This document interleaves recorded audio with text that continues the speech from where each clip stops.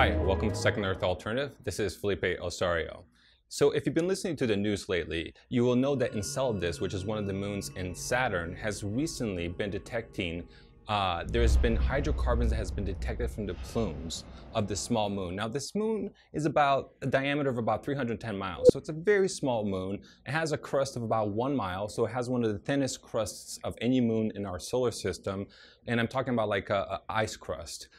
And what's so interesting about these plumes is that what they detected, it was the Cassini spacecraft. At the very end of its mission, it decided to just go over the plumes of this moon, and it detected hydrogen in the water.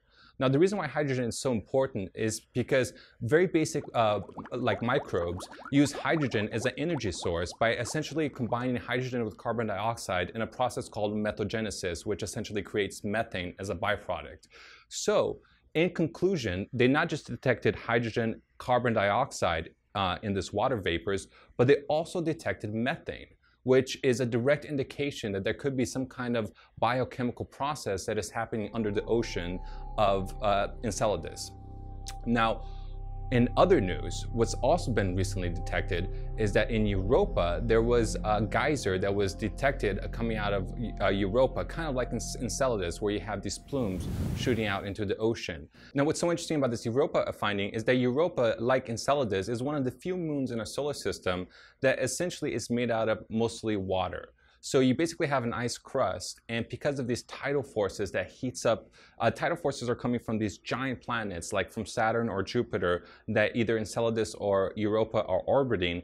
And what's happening is because of the different moons and the planetary body, there are certain tugs and pulls that are happening in these planetary bodies that's creating friction from the inside and essentially heating the moons. Now, it was a question for scientists whether there could be life there because you kind of need to have some kind of bedrock to have life. But the fact that they're detecting hydrogen, at least in Enceladus, does indicate that there's some kind of bedrock because on Earth, hydrogen is usually produced under the thermal vents when thermal energy is essentially released through different like copper or different types of alloys on Earth that essentially releases hydrogen into the ocean. Now, the Europa discovery, it's not you know, the scientists have known for a long time. In fact, I would say Richard C. Hoagland was one of the first ones to point out that Europa should have water underneath because he detected cracks. So it's been known for a while that Europa does have water, and recently they've also figured out that Enceladus might have water. Now, NASA has a program called CLIPPER, which is essentially a program that's due by somewhere around the 2020s. They think around 2022 they're going to be able to release some kind of spacecraft that basically is able to go to Europa and essentially orbit the moon and also send a lander to the surface to check for the possibility of like environment that could sustain life. And I believe that it takes about 5 to 6 years to reach Jupiter if you are taking off and if you have to orbit the planet and if it's not just a flyby. So if you add 6 years to 2022, we're looking almost a decade before we even can verify whether there's even conditions for life. So it's like we don't even have to wait 10 years to verify for life. We have to wait 10 years to verify for the conditions of life in Europa when it's been known for almost 2 decades that Europa has had water underneath. I don't know about you guys, but this sounds a little fishy to me because the way it sounds to me, it's almost as if NASA is creating a narrative in which we have to wait a decade to just verify conditions for life. So they're basically saying, oh, until you wait, there's no way you're ever going to be able to verify whether there's life there. I don't think that's true. I think you can actually verify that there's life on Europa and Enceladus right now. And let me show you why.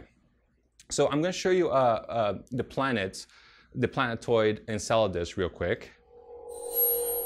And if you spin Enceladus, I want you to look at this planet and tell me what you see. So look around.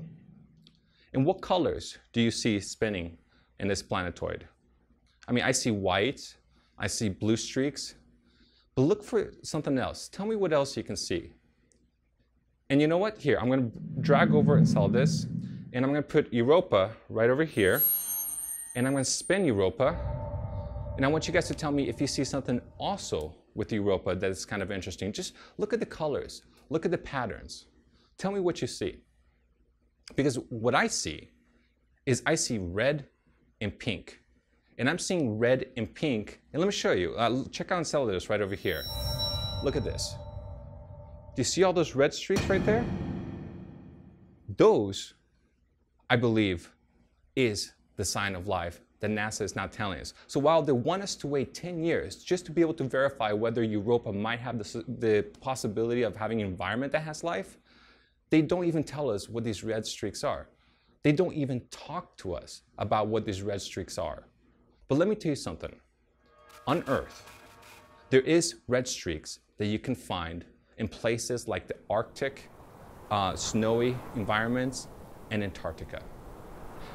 It's a specific type of algae called watermelon algae, which only lives in cold environments. So I'm looking at Enceladus, I'm looking at Europa, I'm seeing all these red streaks in this cold environment, in this cold body that has water underneath. And then I think, okay, well, let's look at Earth, because Earth is probably the only thing that we can compare this to, because it's the only thing we know. And when we look at Earth and we see red streaks in cold bodies, it's not a geothermal process. It's a biochemical process.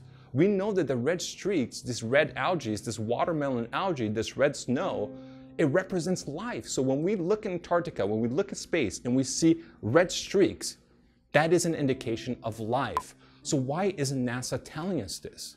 Why isn't NASA looking at Enceladus, looking at Europa, and instead of saying, oh, let's wait 10 years until we can even verify the possibility that there's an environment that has life, why can't they just say, there's probably life already?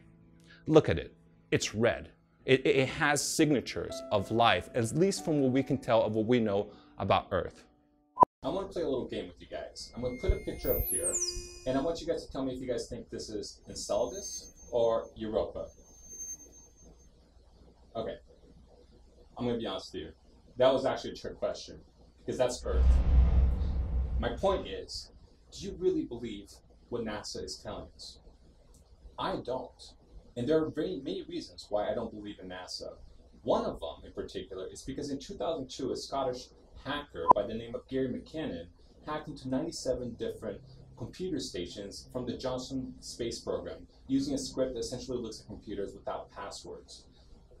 Gary Mckinnon was arrested for this, and the United States essentially tried to extradite him from the UK, from the entire United Kingdom, to essentially be tried in the US, in which, in that case, he would have been tried under the new Patriot Act, which essentially would have put him in jail for life. So this huge battle that happened, there was a kind of like a humanitarian argument that was made at the very end to save his life, essentially, because what happens is they argued that because Gary had Asperger's syndrome, which is essentially a form of autism, he's a highly functional autistic person, they said that if he was extradited to the US, that in all likelihood he would commit suicide, and that would essentially be like a humanitarian rights violation.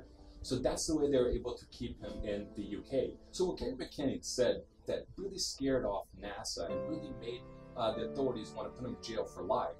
Well, he talked about a secret space program that he found evidence for when he broke into NASA's computer between 2001 and 2002. He also talked about UFOs that he saw in satellite images. And when talking about the secret space program, he essentially talked about seeing lists of different individuals with different rankings, but with the title Non-Terrestrial Space Program. And Gary Mckinnon is not the only one to make this claim. If you remember, Tom DeLonge, who was the guitarist of Blink-182, and who was also awarded as UFO Researcher Man of the Year by UFO TV Digest, Tom DeLonge also talked about a secret space program. And there's also a new individual, Corey Goode, who's been claiming lately on the internet, has been making a lot of noise in the ufology circles, that he was recruited into the secret space program since he was a kid.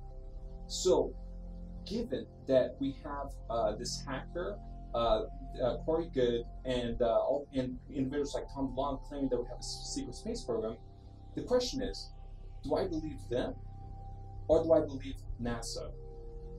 The thing is, I think NASA screwed up. I think the authorities got caught red-handed. Let me tell you why. When they went after Gary Mckinnon, the hacker from Scotland, what they failed to realize is that he has Asperger's. He has a form of mild autism. Now, I don't know if you know much about me, but I graduated with a psychology major, and I even worked at the social psychology lab at UC Santa Barbara. So I'm well familiar with these psychology concepts, and I've worked with kids who have autism. And let me tell you something that's really interesting about autism and what psychologists specifically define as one of the difficulties about kids who have autism. They cannot lie. Let me repeat that. People with Asperger's syndrome have the inability to lie. They can't not tell you the truth. So I think when NASA came super hard at him, and I'm not saying NASA, but the authorities who wanted to jail him, I think it was a form of backfire. I don't think they expected that they were going after somebody who was mentally disabled, and the very disability that he has is directly related to not being able to lie. So if I'm going to say, do I believe in NASA, or do I believe this hacker who has a mental disability? I'm going to say the hacker. Thanks for joining me. This is Felipe Osorio, signing out.